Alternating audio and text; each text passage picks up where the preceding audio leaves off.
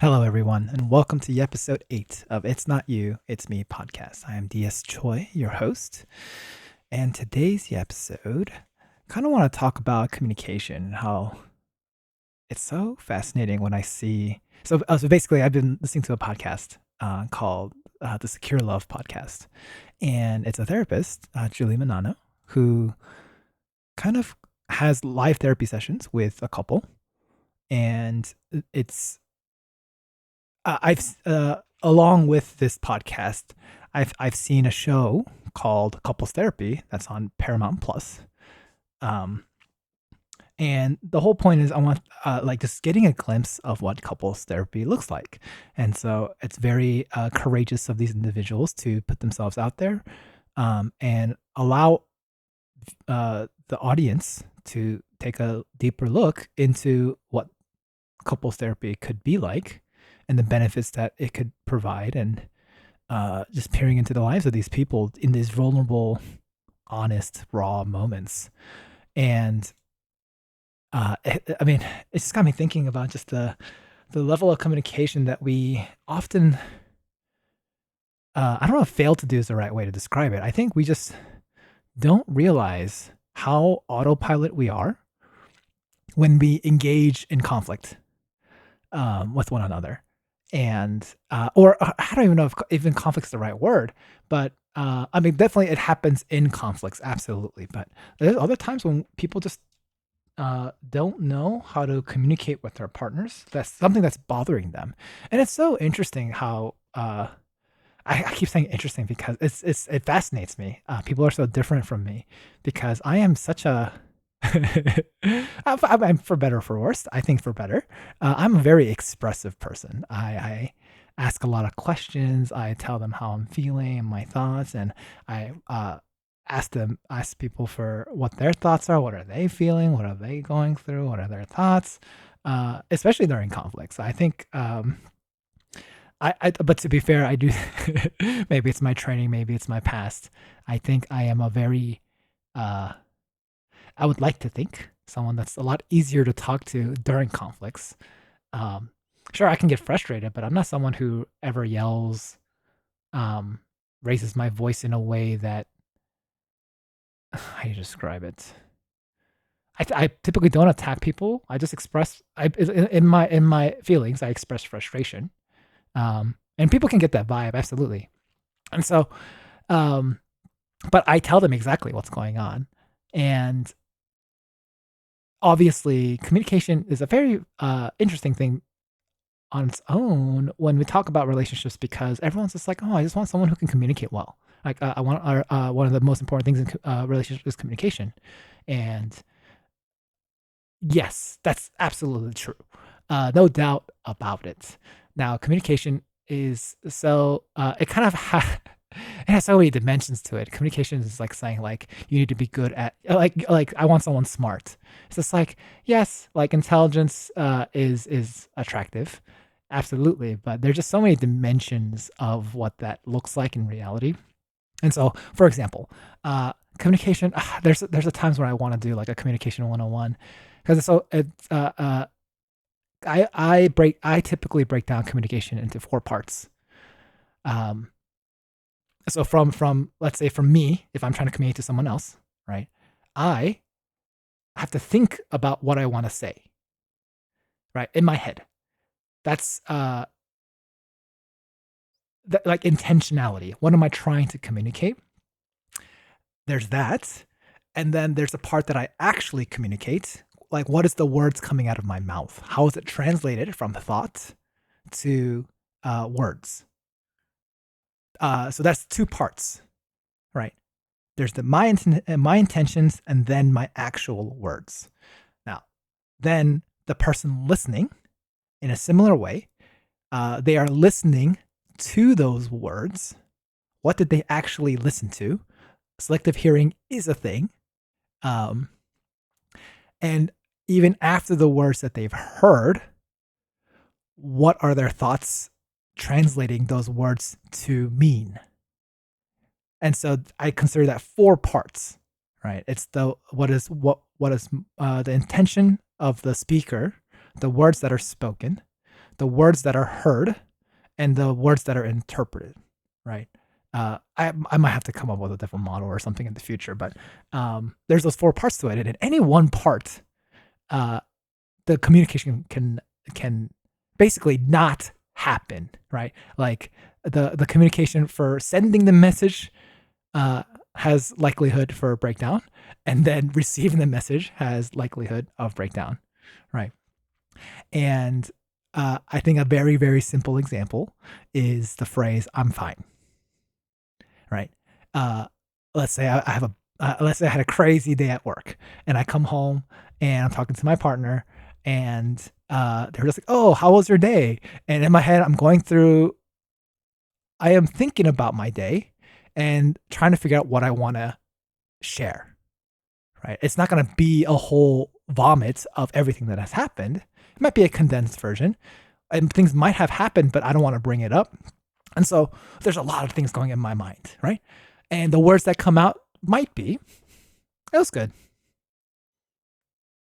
or whatever, right? And they might ask, "Oh, like, are you okay?" And it's like, "I'm fine." So in my head, I might have a lot of things going on, but I don't want to deal with it right now. And so maybe to kind of satiate that question of "How was your day?" or "How are you?"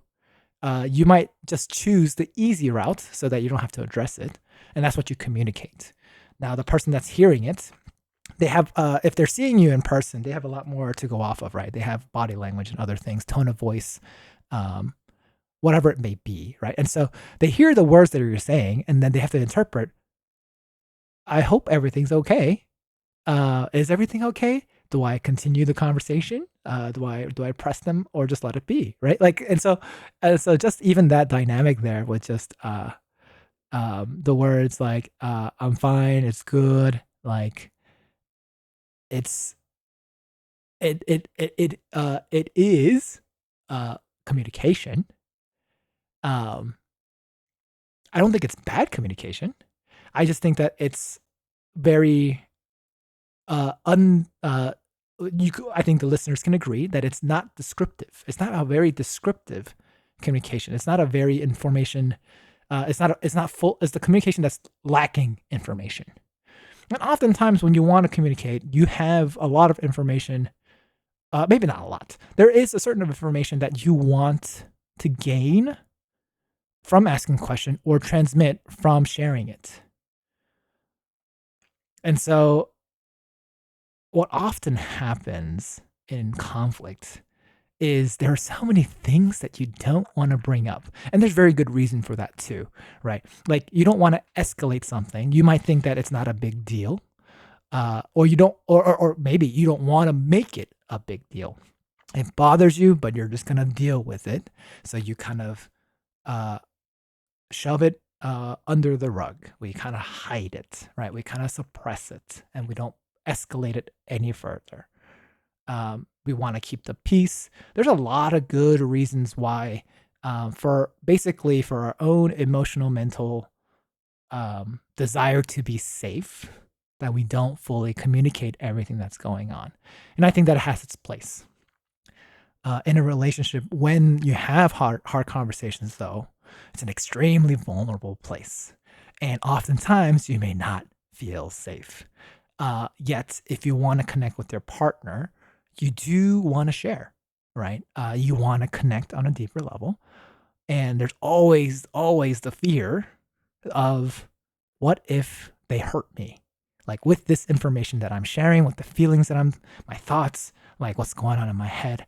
What if I share these things vulnerably and they step all over me, or like they don't listen, or they don't care, right? Like there's so many ways it could go wrong, right? And often this fear drives us and we don't want to connect, or it prevents us from communicating. And I think that's so I don't know, again, I say interesting, fascinating, because again, for me, I mean, I get it, right? Like it's nerve wracking. And yet, I don't know, maybe I'm masochistic, and I don't know. I am someone who will share. And if someone rejects me, for me, I take that as information, right? I understand, oh, this person is not someone I will be vulnerable with anymore. Right. I think it's that, like, to me, it's that simple. It's just like, oh, like I want to connect. We'll see what the levels of depth we can go in. And typically, this is also something that people struggle with too. When we're connecting with people, sometimes we do what we call trauma dumping. This idea of like, we kind of share the bad stuff that's happened to us, the struggles, and through someone connecting with that struggle, or bad things that happened in the past, you connect, you bond over that solidarity, companionship of like, we've been through the same thing. Like a very simple example might be like, if you're an immigrant, you kind of, or I don't know. I know for me, I'm an immigrant, naturalized citizen now. But like, it's like kind of like the immigrant struggle is something that only immigrants can really share, and even children of immigrants, which I am. Same idea, right? It's just like growing up in a different culture where your parents are from another country, but you're trying to assimilate in America. Like there are things that we connect over, and it's often based on a lot of hardship. That's what we connect over, and sometimes there are times where we can communicate and relate appropriately, but sometimes I think we go too deep. Right? There are something that we don't learn is what level of depth and vulnerability do you share? And I think there's definitely times and places and opportunities, and you would like when you're meeting a stranger, you typically want to take steps, right? You connect over something light. Maybe next time you go a little deeper, and as the relationship progresses, ideally you might reach a point in which, and it obviously also depends highly on context and being able to share deep things. And oftentimes those opportunities arises when people go through difficulty. So when you're a source of support for somebody, typically that's where you build depth and connection and support, really feeling like people care for you. Now that's like more of a friendship, right? Now in a relationship, ideally you want to do the same thing, right? Because relationships, romantic relationships, those people are also should be your close friends, right? People who support you and ideally love you, right? Like they're like these are the people, and so the reason why I say like sharing your vulnerabilities, like I think we should do that. We should share with our partners, and we shouldn't be afraid. And the reason why I say that is is because they're the ones who are supposed to be there for you. Now, it is also very real that these people don't know how to handle vulnerability. It's not, and it says a lot about them on how they deal with it. And so, what do you do? I think the reason why a lot of relationships struggle is because people don't know how to handle these heavy conversations, these heavy feelings, and a lot of that has to do with whether uh, they themselves have a lot of emotion that they haven't unpacked yet, and so they don't even know how to handle their own emotions. And so when they're given the responsibility of someone else's emotions, it's heavy. It's a big burden, and so they naturally. As they can't unpack their own emotions, have a difficult time unpacking others' emotions, which makes sense. Give them grace. In a relationship, typically, if you find yourself in this situation where emotions are, I don't know if terrifying is the right word, but if their emotions are heavy, if you feel that that you are responsible for someone else's happiness and that's heavy, like there's a lot of things that are tied to relationships in terms of what you want for the other person, especially someone that you love. And so if you find difficulty in that, it's a great indicator that perhaps you might want to seek professional help, whether it's therapy, counseling, or coaching, I would say.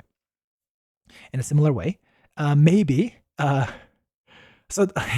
so typically that description of emotions being overwhelming is typically, if you're familiar with attachment theory, I'm not going to go all into that, but typically, avoidant people with avoidant attachment have they're typically overwhelmed with other people's feelings.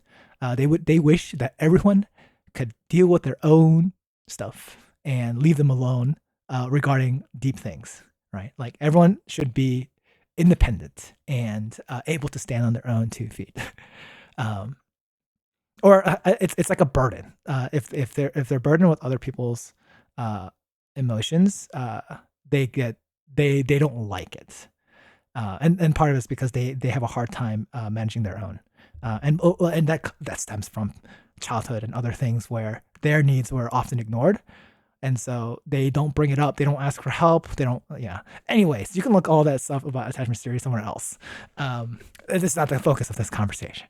Um, but it's I guess it's relevant, absolutely.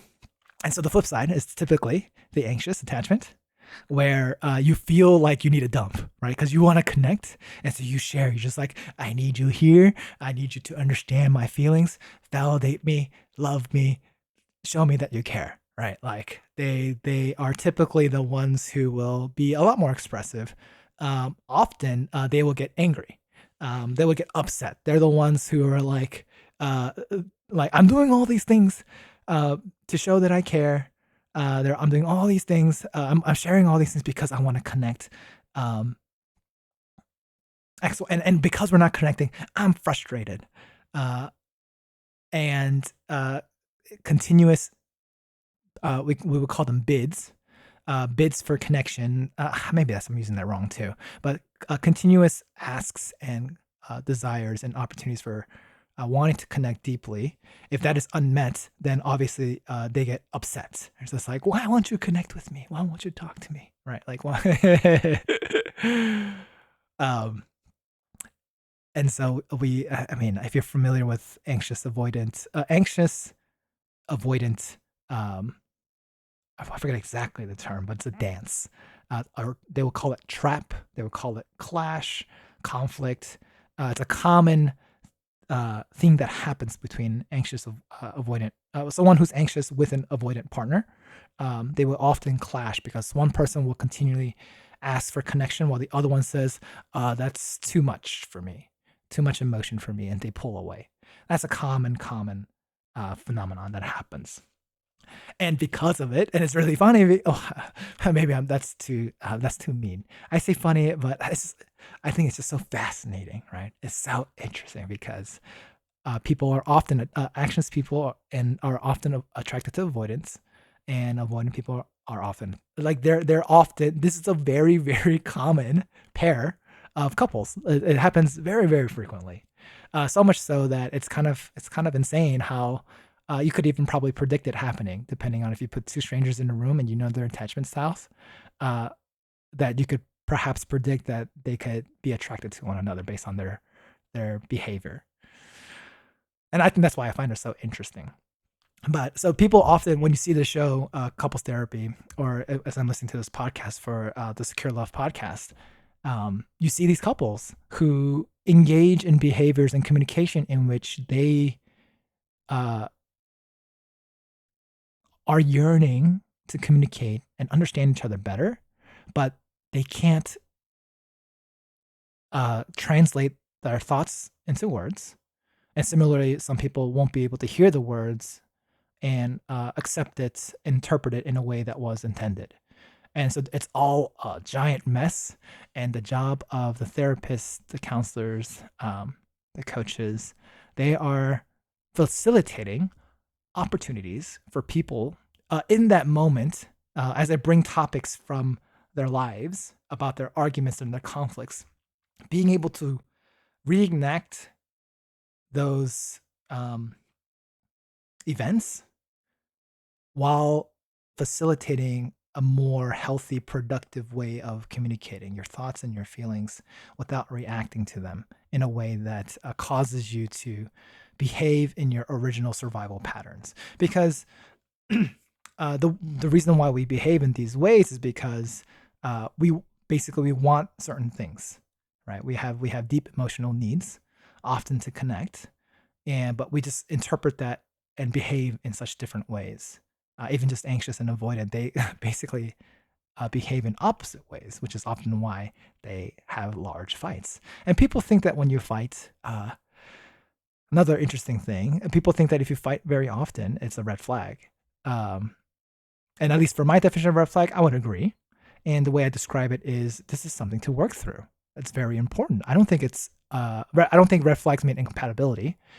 Um, I think it's definitely things to consider and address.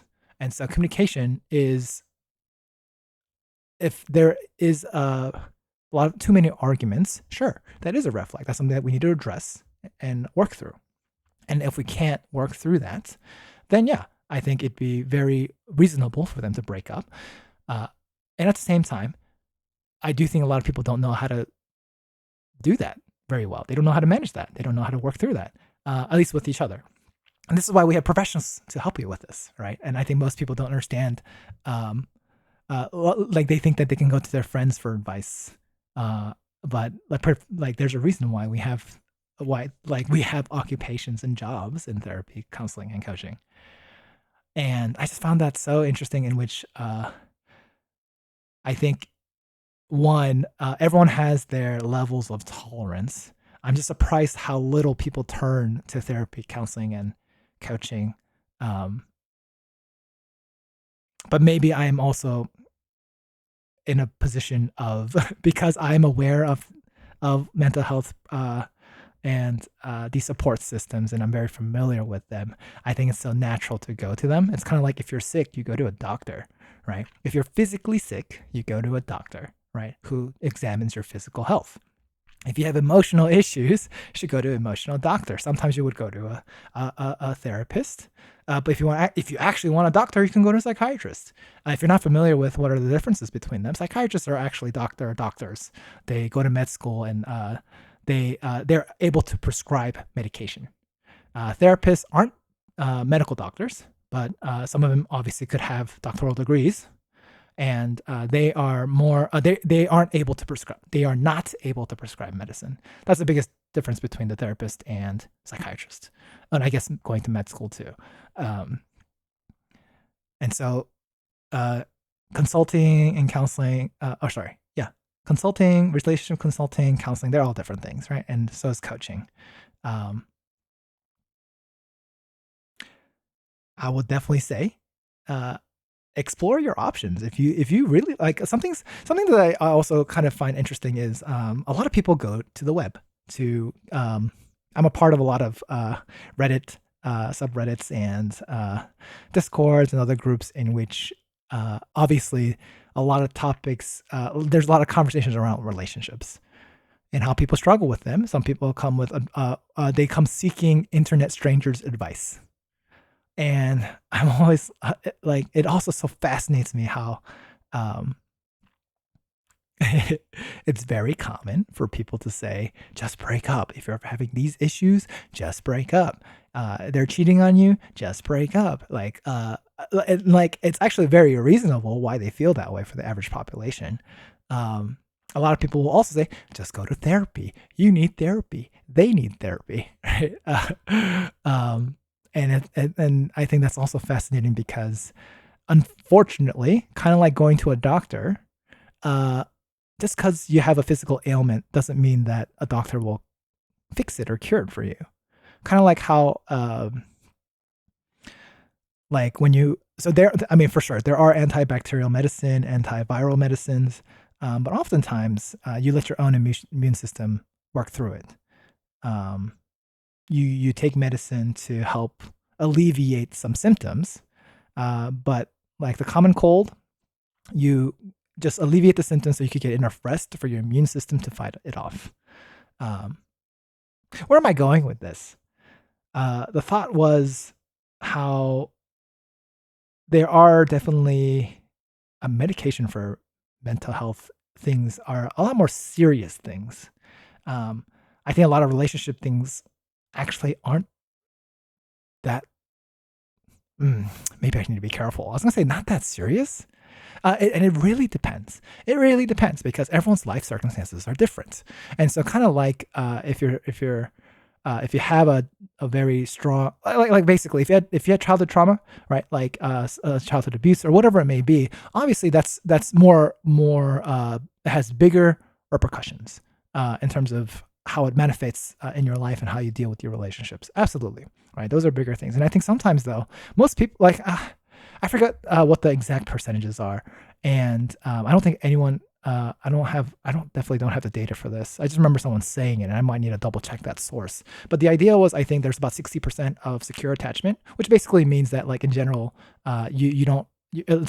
Compared to what I expressed for anxious and avoidant attachment styles, secure attachment are typically the ones that are very stable in their relationships. They're able to express themselves well and communicate better on average, right? I wouldn't say all of them for sure.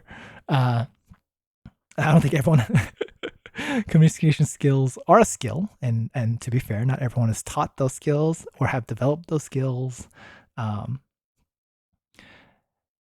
And so with that, I think a lot of people are just floundering with how to manage their conflicts. And so another thing that people will say about finding a partner, they'll be like, "Oh, like the number one important thing in a relationship is managing conflict," and they're not wrong, but it's also just kind of broad.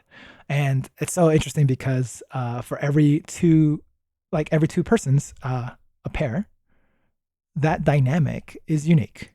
Of course, again, with the anxious avoidant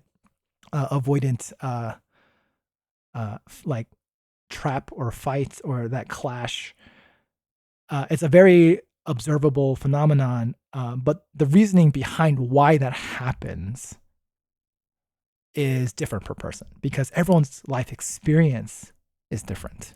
And so I want to make that very, very clear. It's the whys behind how they're feeling and how they're reacting is extremely important.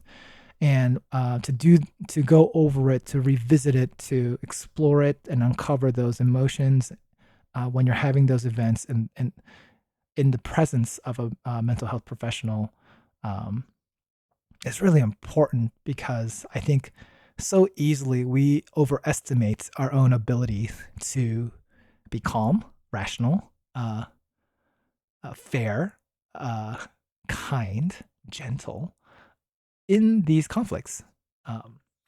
We are often fighting for basically our own survival, our own emotional survival, and our own emotional needs. We're often wanting so much of that we don't care about the other person's needs, emotional needs. And that's where the conflict comes from, and you feel both parties feel so uncared for. Both parties are pointing the finger at one another.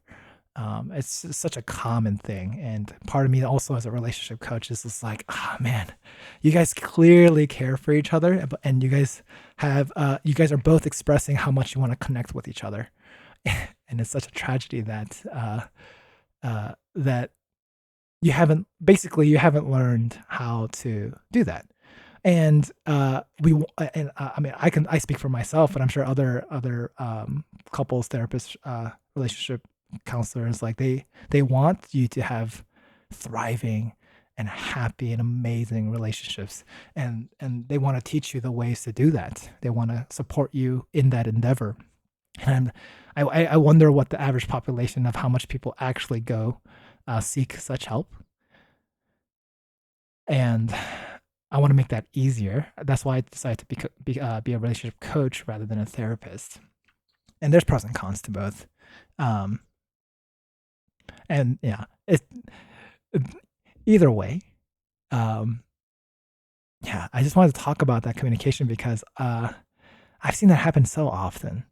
Because it's like it doesn't even have to be romantic either. It could also just be in friendships. It can also be in debates, just friendly discussion, arguments. I remember. So story time. I guess maybe in every podcast I should share a story from my life, which is part of also the reason why I made a podcast. But basically, I remember in college, we were me. So how do I create it's basically for it's a church context, and we were managing small groups because the church is large, so we have assigned people to kind of interact with. I was the leader, and I had two co-leaders, like people who support me as a leader. And I remember one of them, he's my age, and we would discuss a lot of things, and we would be talking about it and debating the like not a debating in a bad way, but really just like, oh, here's my thought. What are your thoughts?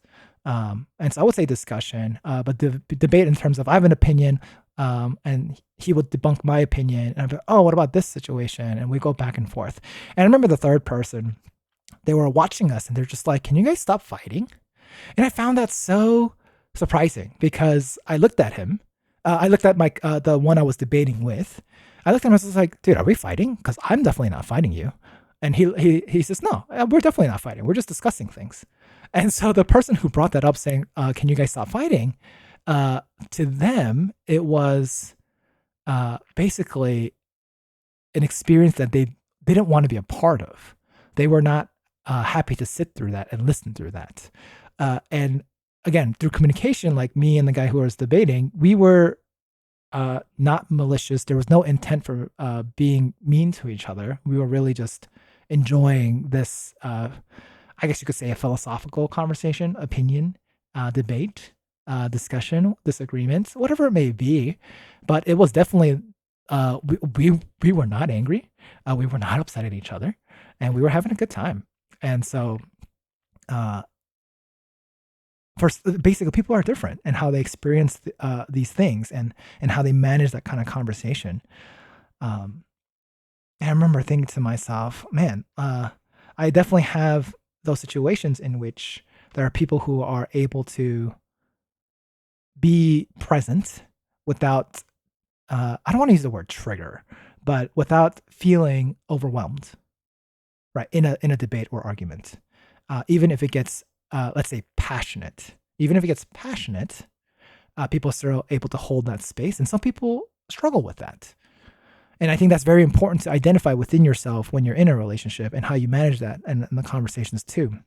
I think people in being, if to build relationships, we need to understand how one another communicates. I often call it a foreign language that uses the same words. And so when we're communicating, oftentimes we might be using the same words, literally the same words, but we may have different meanings for them. An easy example of that is slang, right? No cap, dead ass. Some of the slangs that we hear, right? No cap means don't lie, basically.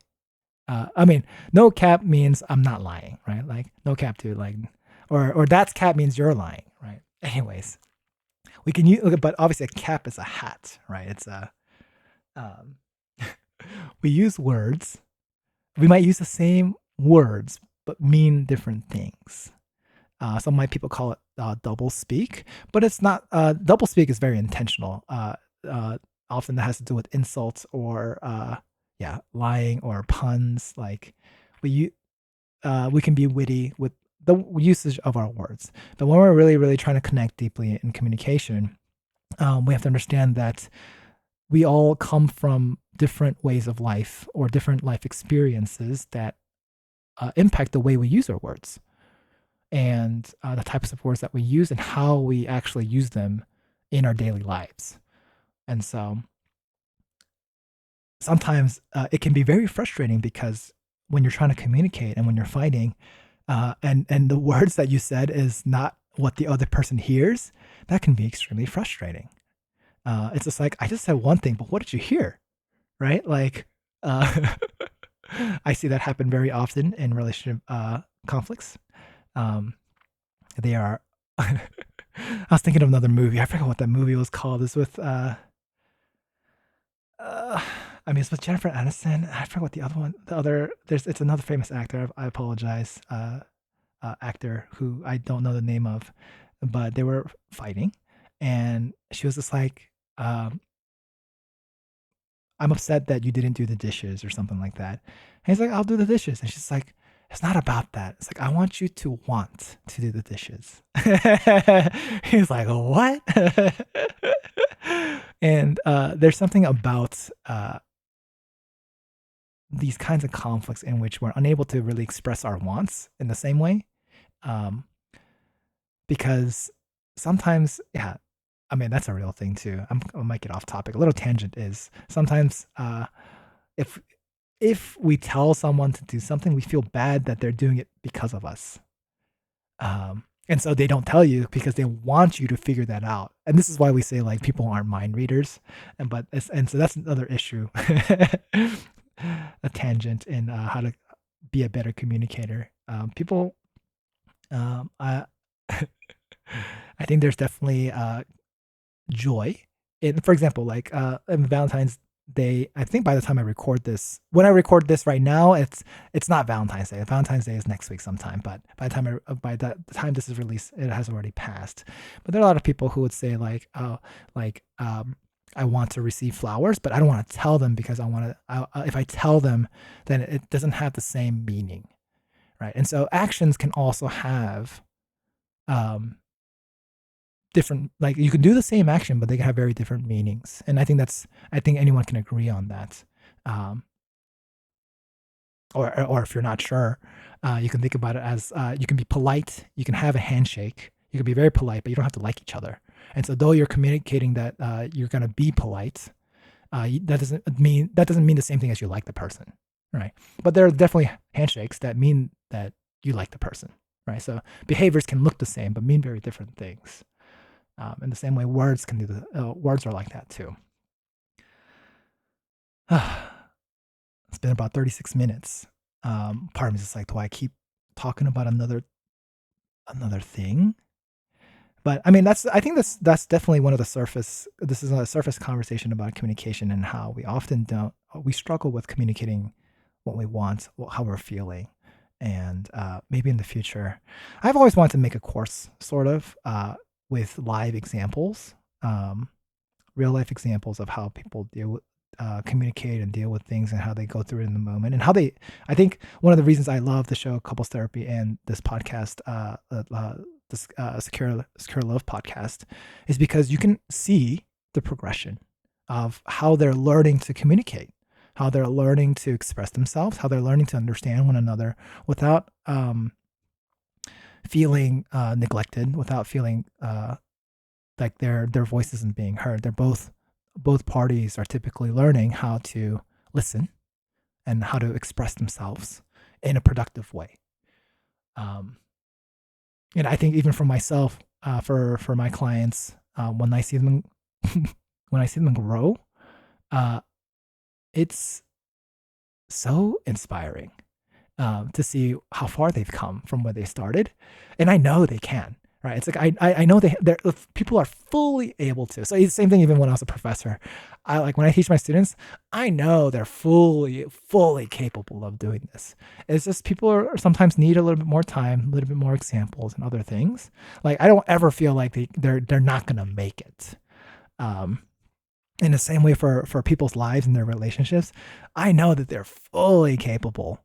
It's just a matter of timing and their desires and their wants and stage of life. There's various things, but I know they are fully capable if they want to, and they're working on it. And I've seen so much change in people, and they inspire me so much because they demonstrate that that great relationships can be a thing, right? And people can build it, and they're able to. And so, anyways, maybe that's a good place to end it. I'm so glad that I have changed my career path to this relationship coaching, and something I'm really passionate about, and really want to support people with. I think so many people have so much to offer for themselves, and it's unfortunate that we don't really learn how to do these things. And often our parents are not the best examples, depending on who your parents are, and we don't get to choose our parents. And so, but that's kind of what we've learned. Those were our best examples at the time, and so I think that the more we're able to teach people, should I make? I'll think about it. I was like trying to make a course, a seminar, some sort of thing where people can come and really learn how to communicate, see that change in real time. I wish that could be a thing, and I'll have to find very courageous individuals who are willing to contribute their stories as well to go along with what they're learning, and again, so that the individuals can see it in real time. And so for the listeners, I would say if you want to see a change in real time, I don't know if real time's the right way to say it, but as you see the couples going through their sessions with a couples therapist, the show Couples Therapy and the podcast called the Secure Love Podcast. Those I would highly recommend consuming. So the podcast for sure is more accessible considering it's free. And the Couples Therapy TV show, there's 4 seasons of it. It's pretty good. Is available on Paramount Plus. Maybe when I get bigger, they could I don't know, they could sponsor me perhaps. We'll see. Anyway, thank you for listening. If you made it this far, appreciate you. And thank you for following me on my relationship coaching journey. And so with that, I'll catch you next time. Bye-bye.